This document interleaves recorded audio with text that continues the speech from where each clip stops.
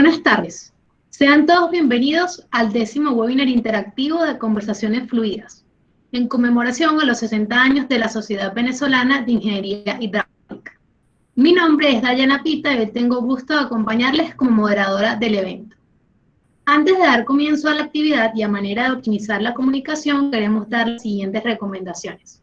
Mantener los micrófonos desactivados, configurar la vista como en foco y hacer las preguntas en el chat. Damos entonces inicio a la actividad.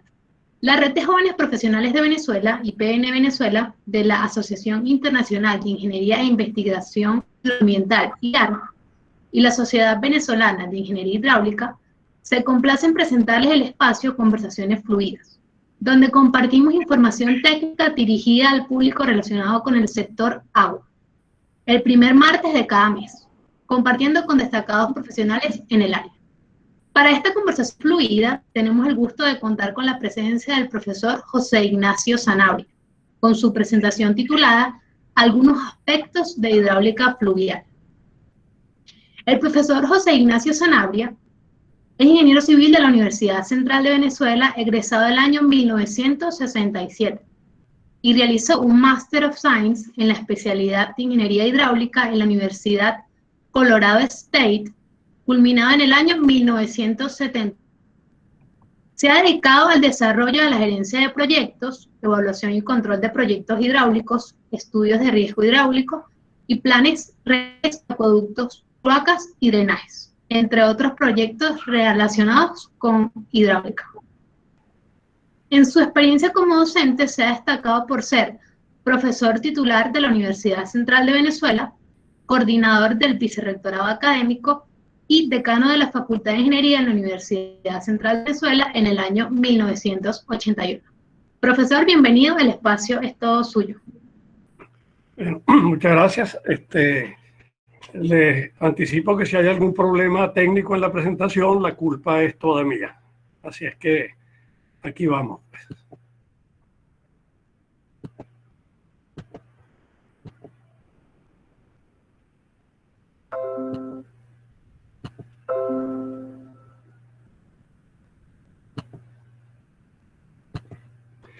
Bien, la presentación que les voy a hacer hoy la he denominado algunos aspectos de hidráulica fluvial, con la idea de motivar a ingenieros jóvenes que todavía no han establecido rumbo pues, en una rama específica de la profesión, a que se interesen por este aspecto de la ingeniería hidráulica, que es fascinante, está relacionado con muchas otras ramas de la ingeniería, entre ellas fundamentalmente la geología y la hidrología, y es un aspecto que en Venezuela, que tenemos ríos absolutamente en todas partes, es de gran interés y de gran importancia.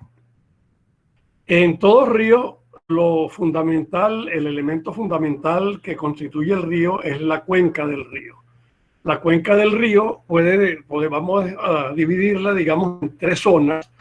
Normalmente se llama zona 1, la zona donde se hace el escurrimiento superficial, donde todavía no hay cauces bien formados. Luego tenemos una zona 2, que es donde ocurre el transporte del agua desde la zona de concentración alta de la cuenca hasta la parte final del río.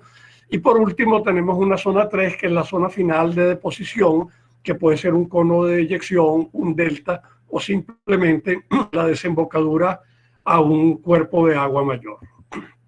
En perfil longitudinal, a veces también se dan los nombres de río joven, maduro y viejo, siendo la parte de formación o niñez la parte más alta de la cuenca, donde ocurre el escurrimiento superficial, donde las pendientes son muy elevadas.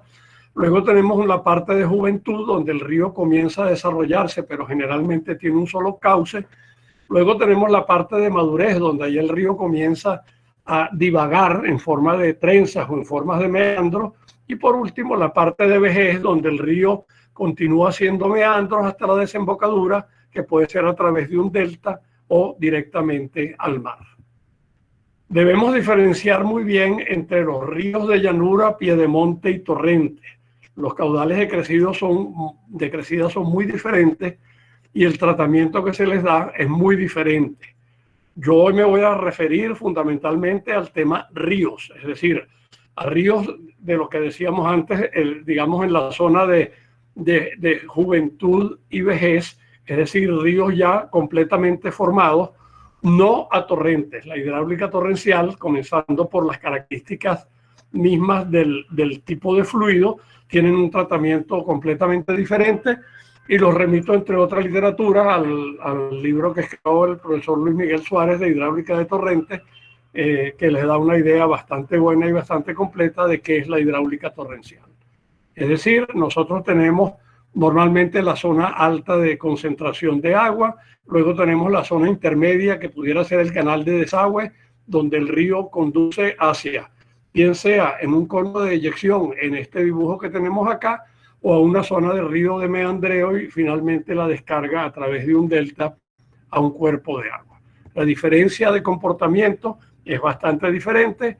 Acá arriba tenemos un río como el que nosotros nos vamos a referir hoy, es decir, un río de llanura donde hay meandros, donde el río divaga, donde las velocidades son lentas y el río puede ser controlado, versus esto que tenemos acá, pues que son las consecuencias de un torrente. Esto que tienen aquí es la conocida foto de Carmen de Uria en el litoral de Vargas después de los deslaves del año 99. En los ríos hay varios tipos de transporte de sedimento. El transporte de sedimento puede ser carga en suspensión, que es la carga que va, digamos, flotando en el agua, la carga en disolución, que es la parte de la carga de suspensión que va diluida en el líquido, que le da básicamente el color marrón al agua.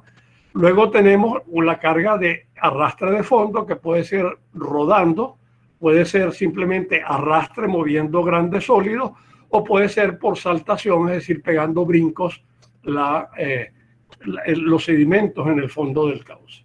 En una sección transversal, nosotros tenemos que en el río hay tres variables que influyen en el transporte de sedimentos, que es la viscosidad de remolinos, el perfil de velocidades y el perfil de concentraciones.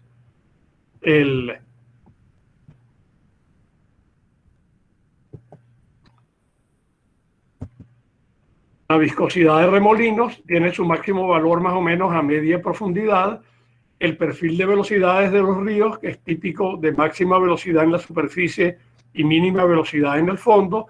Y el perfil de concentración, que es una concentración muy baja en la parte alta del río y concentraciones muy altas que a veces tienden pues hasta infinito en ríos que tienden gran arrastre de fondo. Este arrastre de fondo y estas formas de movimiento del sedimento hace que los ríos generen deformaciones en planta.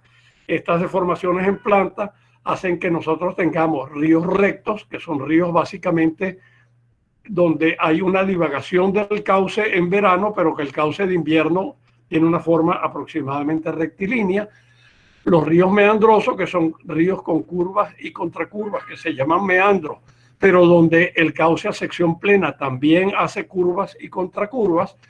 Y ríos trenzados, que generalmente el cauce es bastante recto, pero que los cauces divagan dentro de la sección transversal, formando múltiples cauces a lo largo de la sección transversal. Los ríos rectilíneos tienen un canal sencillo y una baja sinuosidad. Los ríos trenzados pueden tener una baja sinuosidad, pero con canales múltiples. Cuando tenemos una alta sinuosidad y canales sencillos, tenemos ríos meandrosos, y una alta sinuosidad y canales múltiples, lo que se llaman ríos anastomosados. Las corrientes fluviales rectilíneas presentan cauces y canales únicos con índice de sinuosidad muy bajo, menor de 1,5, relación de anchura-profundidad pequeña. Son ríos de la zona alta de la cuenca, con pendientes longitudinales elevadas, gran capacidad de arrastre de sedimentos, son bastante inestables y por su alta energía y capacidad de socavación y arrastre suelen generar socavaciones mediante excavación vertical, es decir, en los ríos rectos tratan de erosionar hacia abajo y no hacia los lados. Aquí tenemos el caso típico pues, de una corriente rectilínea con flujos supercríticos. Tenemos acá el tipo de sedimentos de corrientes rectilíneas de montaña y de piedemonte, que es sedimento bastante grueso. Y tenemos por último, pues aquí el caso de un río donde hay una cierta curvatura, pero en todo caso sinuosidades menores de 1,5. Entendiendo por sinuosidad la longitud del cauce medido a lo largo del río dividido por la longitud del cauce medido a lo largo de la planicie. Es decir, en este caso la sinuosidad sería esta longitud medida a lo largo del cauce entre esta longitud general medida a lo largo del río. Las corrientes meandrosas son canales únicos de nuevo, pero con sinuosidad mayor de 1,5. Los ríos meandrosos ya se encuentran en las etapas de vejez y madurez de los ríos. Son pendientes longitudinales escasas, tienen mucha carga de sedimento en forma de suspensión y mixta. La de fondo suele ser inferior al 11% del total transportado. La unidad geométrica típica de las corrientes meandrosas es el meandro, que es una curva completa sobre el canal compuesta por dos arcos sucesivos, es decir, una longitud de onda completa. Nosotros tenemos que en las corrientes meandrosas se genera un flujo helicoidal, al cual nos vamos a referir en un momento, que es el que hace que se tenga la geometría típica de los meandros con deposiciones de la parte interior de la curva y socavación en la parte exterior. Hay casos excepcionales donde ocurre desbordamiento de los ríos meandrosos que inundan la llanura y originando flujos secundarios paralelos al cauce. Esto hace recrecer márgenes formando una especie de dique marginal natural que se llaman levees en inglés o albardones en español, en Venezuela pues en particular, y es lo que hace que muchas veces estos ríos de llanura, estos ríos meandrosos, estén por encima del nivel de terreno lateral a los lados del flujo.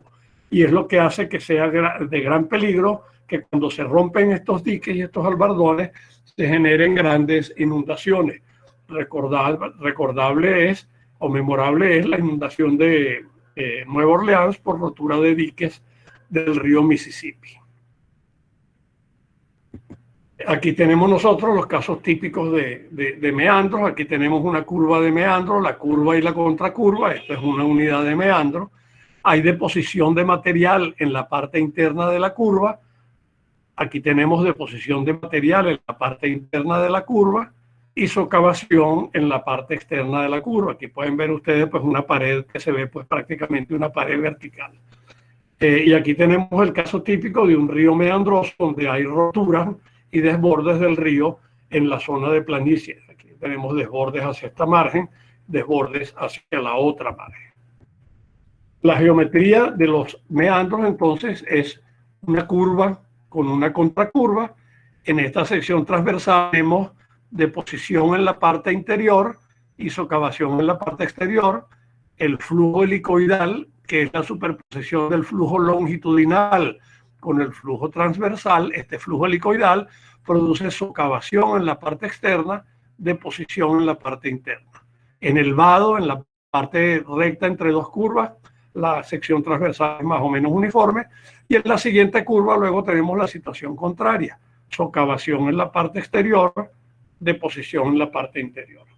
Las longitudes, la curva de meandro, como cualquier otra curva sinuosa, tiene longitud, tiene amplitud, se generan erosiones en la parte externa de la curva y deposición. Esta erosión en la parte externa de la curva hace que los meandros evolucionen, que ocurran cortes de meandros, sobre todo en la parte de ríos viejos, y se generen lo que llamamos muchas veces lagos de herradura, que son antiguos meandros que quedan abandonados en la parte externa del cauce fluvial. Otro parámetro importante de los ríos meandrosos es la faja de meandro, que es la longitud medida a lo largo de lo que el río ocupa como zona inundable, que es esta parte, digamos, delimitada en color rojo en esta diapositiva.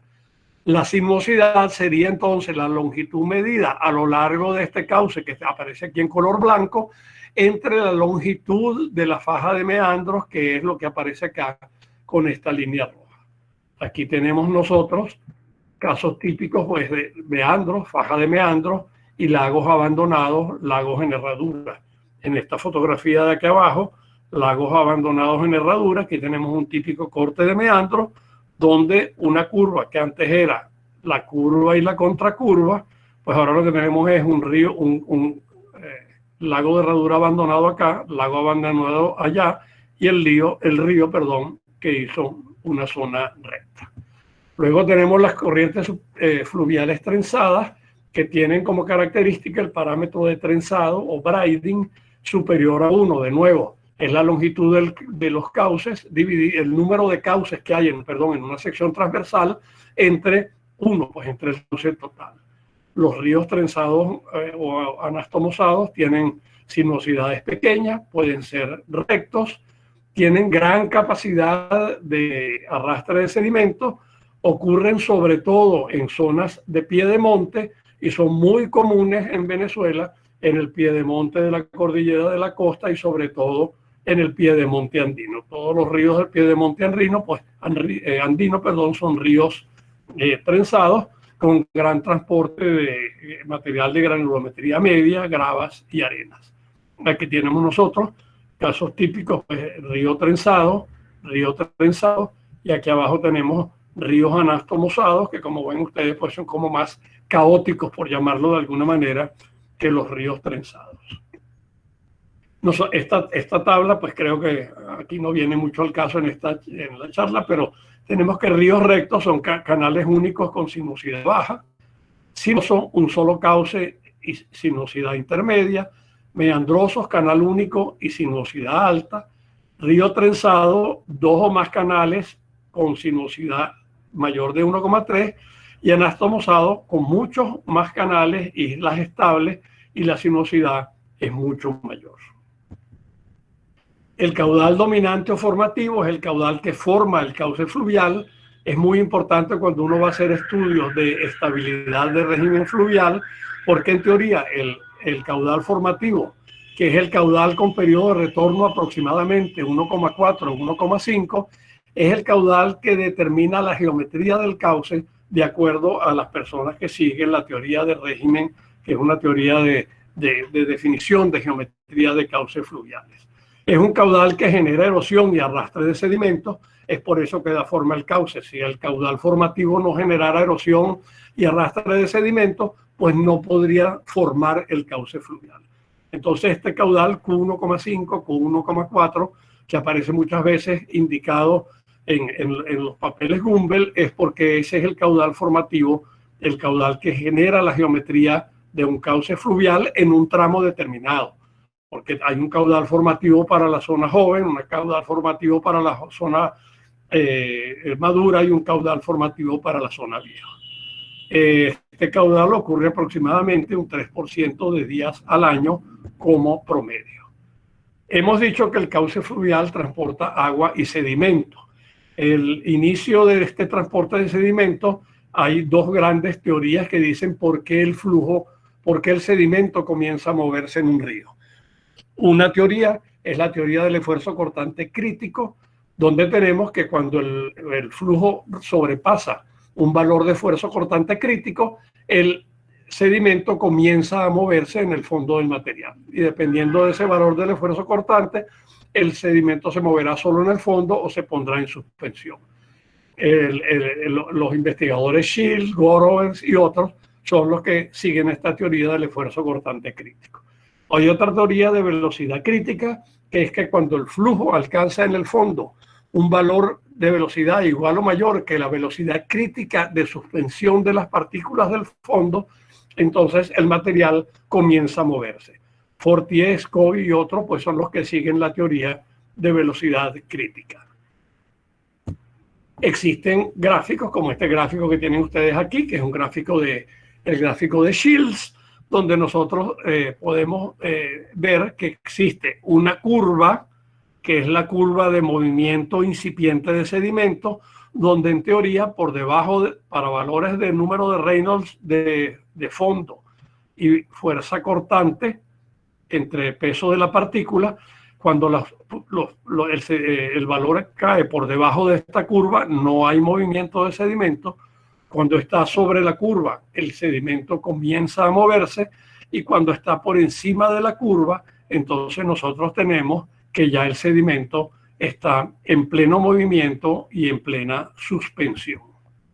Este movimiento de flujo genera deformaciones en el fondo, y luego que se sobrepasa este valor crítico, bien sea de esfuerzo cortante o de velocidad, comienza a deformarse el fondo del cauce y se forman las llamadas formas de fondo, que tienen un régimen inferior de rizos y dunas que ocurren en régimen subcrítico, y un régimen superior donde tenemos fondo plano, antidunas, piscinas y rápidos, que es en régimen supercrítico.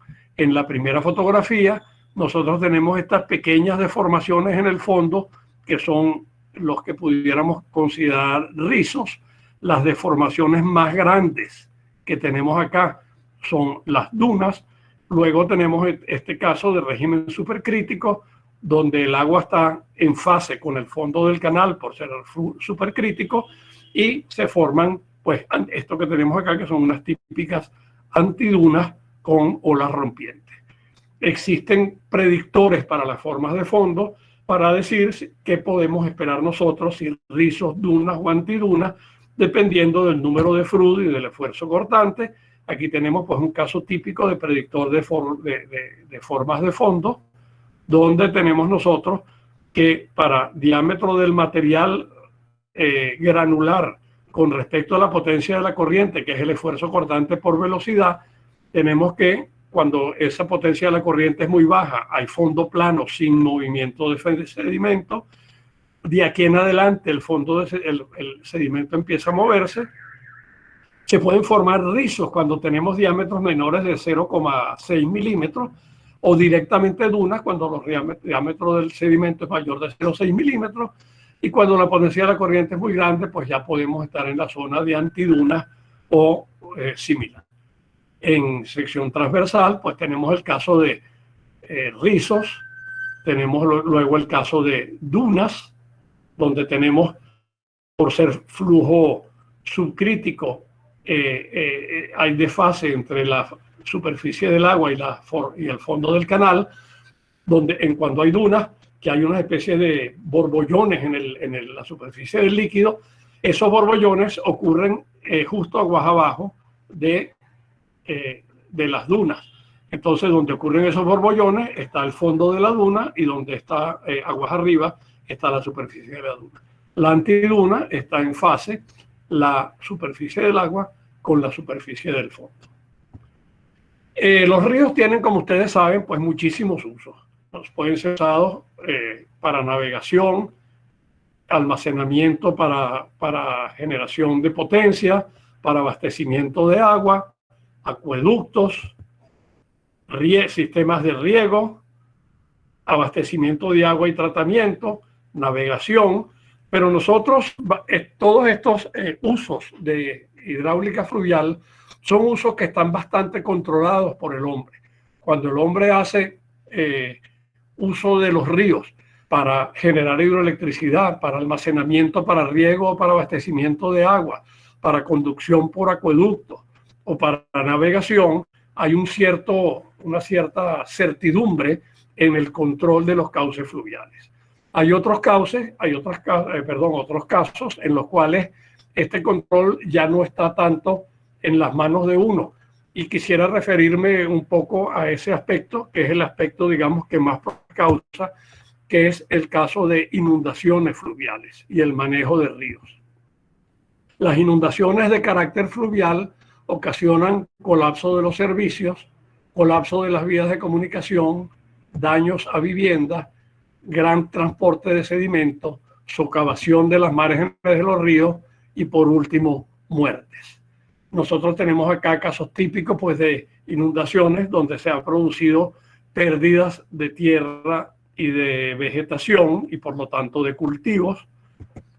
Tenemos que se generan difluencias ocasionando problemas legales entre propietarios y a veces entre países.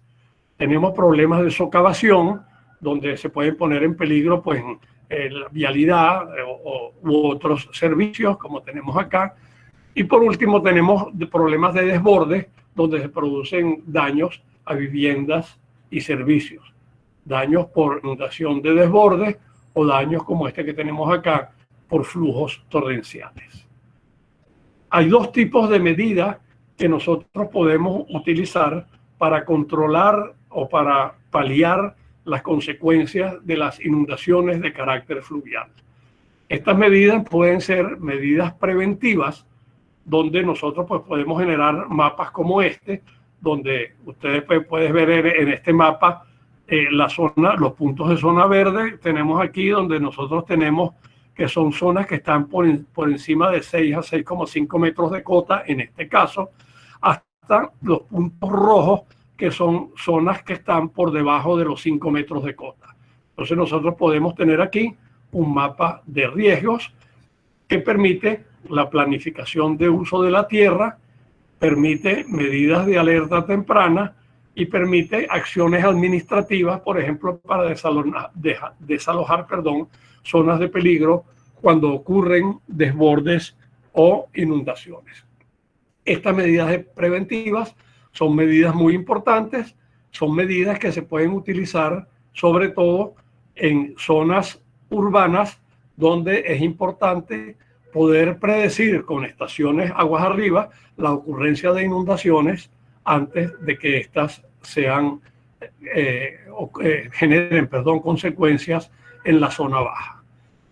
Tenemos por otro lado una serie de medidas correctivas donde pudieran estar las canalizaciones, la protección fluvial de márgenes de río o el control de sedimentos en zonas. Estas medidas correctivas comprenden canalizaciones, diques marginales, presas para control de sedimentos y seguro contra daños producidos por inundaciones. La estabilización de cauces fluviales es una de las medidas más corrientes utilizadas. Esta estabilización de cauces fluviales se hace mediante protecciones marginales.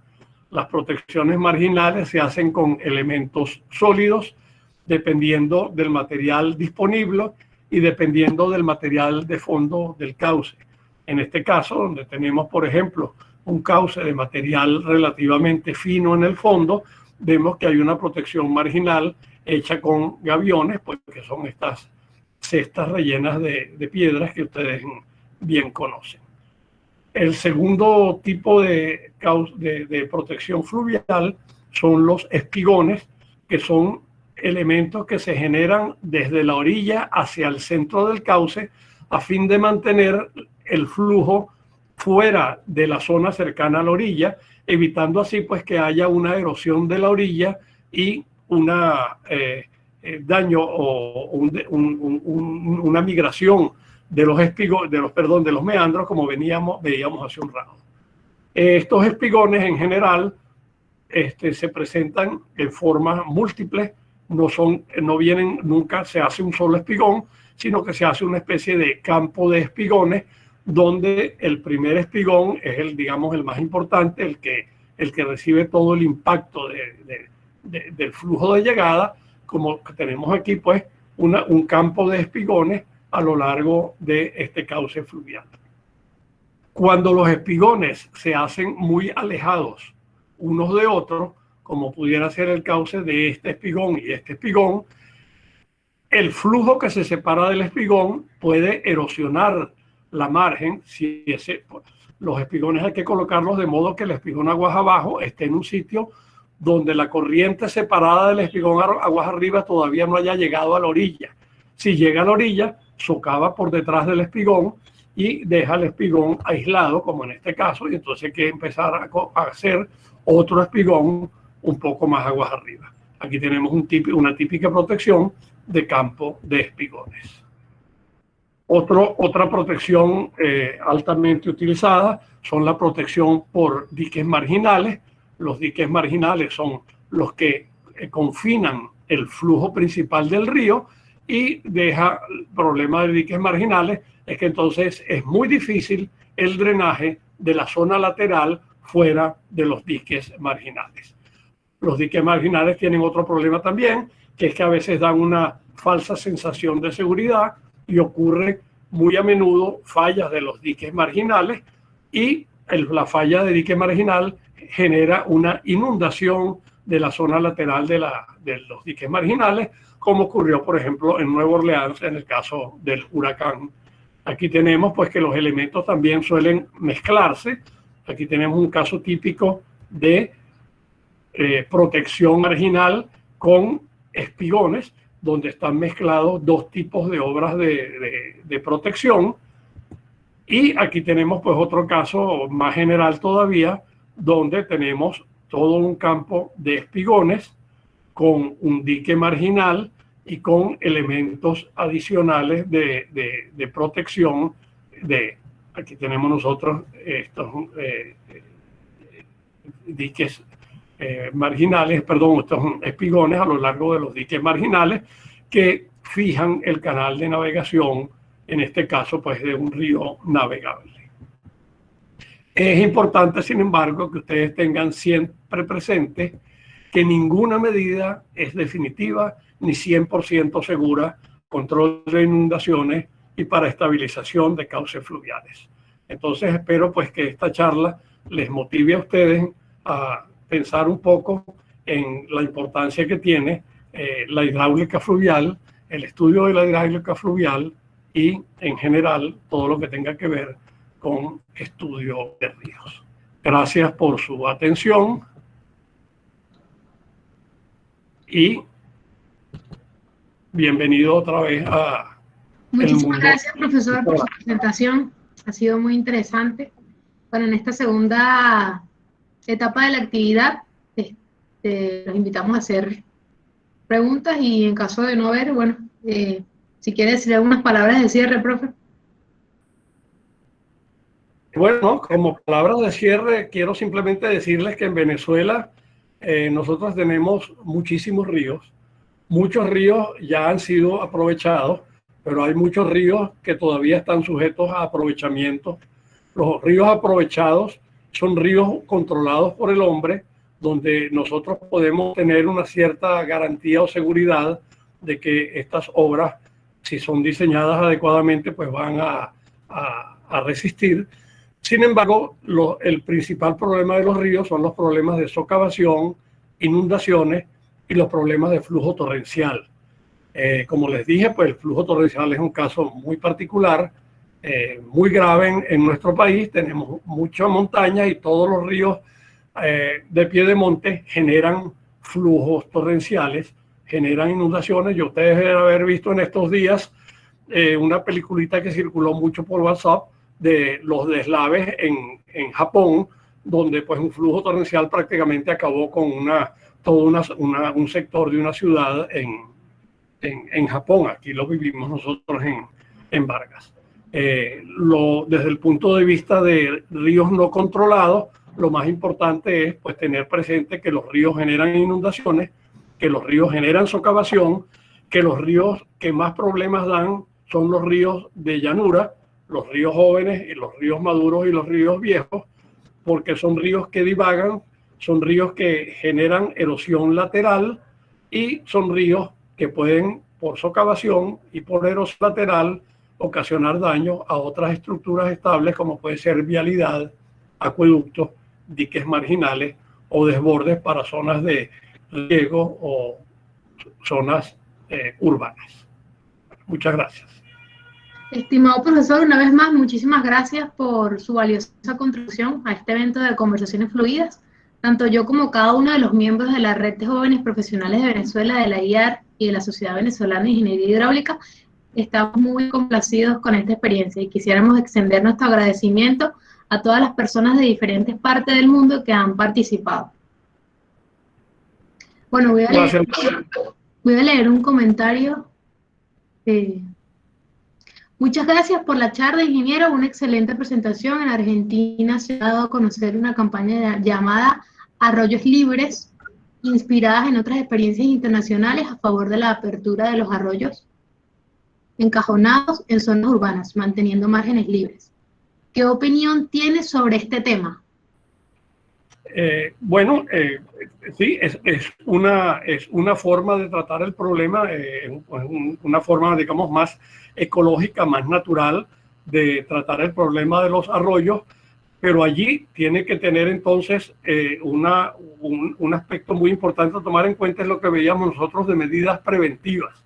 Cuando un arroyo se quiere desembaular, desencajonar y dejarlo en forma natural, en forma libre, con planicies inundables y zonas verdes en los alrededores, es importante tener un mapa de riesgo y un mapa de uso de la tierra, porque hay que estar consciente pues que en este caso el río se va a desbordar con más frecuencia y podemos tener entonces daños por erosión o daños por inundación.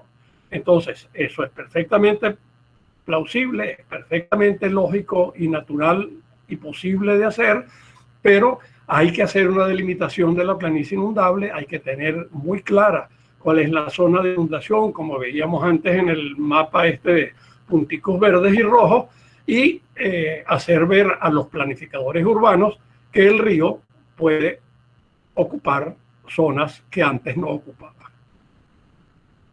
Yaguarín Ruiz. Muy buena ponencia, profesor Sanabria. En relación a la sinuosidad, ¿podría mencionar algunos ejemplos presentes en Ciudad Guayana o el Estado Bolívar? ¿Con respecto a qué, perdón? Con respecto a la sinuosidad. Bueno, en el Estado Bolívar la sinuosidad hay en todos los ríos de planicie.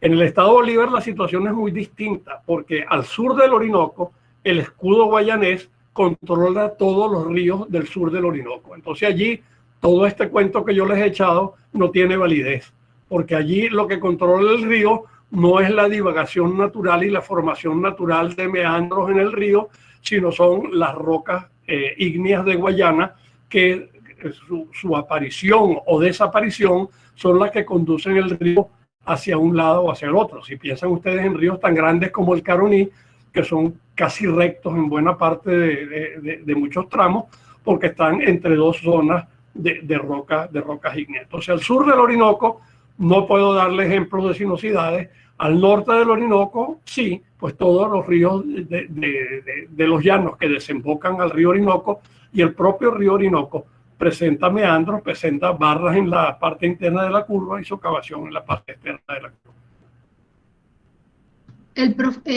Emilio Martínez. El Orinoco presenta un movimiento de suspensión de sedimento al inicio del invierno y aproximadamente en agosto se deposita y luego vuelve a haber un movimiento en el descenso del nivel. ¿Cuál es su opinión? ¿Es típico para todos los años? Bueno, sí, el río Orinoco durante todo el año tiene transporte suspendido y transporte de fondo. El transporte de fondo del río Orinoco es en forma de dunas. Existen estudios muy amplios con sonar de las dunas a lo largo del río Orinoco, y el río Orinoco también presenta mucho material en suspensión. Lo que ocurre es que en aguas bajas hay un movimiento de fondo del río Orinoco. Piensen ustedes que la profundidad del río Orinoco que genera un gran esfuerzo cortante sobre el fondo. O sea que independiente de que las velocidades sean relativamente bajas, va a haber movimiento de fondo por un alto esfuerzo cortante y va a haber dunas en el fondo del Orinoco. En verano hay una carga disuelta, que es la que da ese color marrón claro al río Orinoco, y en época de crecida, entonces sí, existe mucho más sedimento en suspensión. Ya no solamente hay carga disuelta, sino hay carga suspendida, más la carga de fondo que se incrementa y las dunas se mueven más rápido. Pero en el Orinoco siempre hay carga suspendida y carga de fondo. Arturo Marcano, muchísimas gracias, profesor, por esa clase que nos acaba de dar. Le preguntaría